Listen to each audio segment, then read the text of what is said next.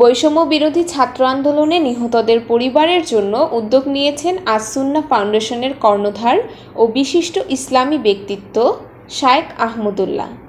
এর আগে সামাজিক যোগাযোগ মাধ্যম ফেসবুকে এক পোস্টে তিনি এ তথ্য জানান। সেই উদ্যোগ চলমান রয়েছে বলে নতুন বার্তা দিয়েছেন শায়েখ আহমদুল্লাহ। বৃহস্পতিবার 4 সেপ্টেম্বর ফেসবুকে এক পোস্টে আহমদুল্লাহ লিখেন, বৈষম্য বিরোধী ছাত্র আন্দোলনে হতাহতের জন্য আমাদের ঘোষিত 10 কোটি টাকার মহাপ্রকল্প চলমান আছে। তিনি আরও লিখেন, এই প্রকল্পে এখন পর্যন্ত 1283 জন আহতকে 3,65,15,000 টাকা চিকিৎসা সহায়তা প্রদান করা হয়েছে। অবশিষ্ট আহতদের কাছে সহায়তা পৌঁছানোর প্রক্রিয়া চলমান আছে। এছাড়া চোখের আলো হারানো, পঙ্গুত্ব বরণকারীদের জন্য 2 কোটি এবং নিহতদের পরিবারের জন্য 2 কোটি ও উপার্জনে অক্ষম ব্যক্তিদের স্বাবলম্বীকরণ প্রকল্পে 2 কোটি টাকা ব্যয়ের কাজ আমরা শুরু করেছি।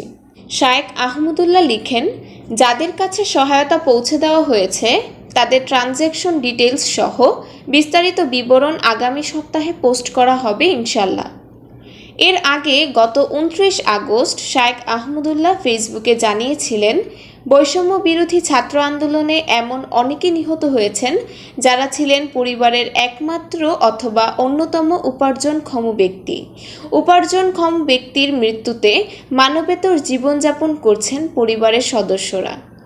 আস-সুন্নাহ ফাউন্ডেশনের পক্ষ থেকে এরকম পরিবারগুলোকে পুনর্বাসন প্রকল্পে এককালীন আর্থিক সহায়তা করা হবে ইনশাল্লাহ।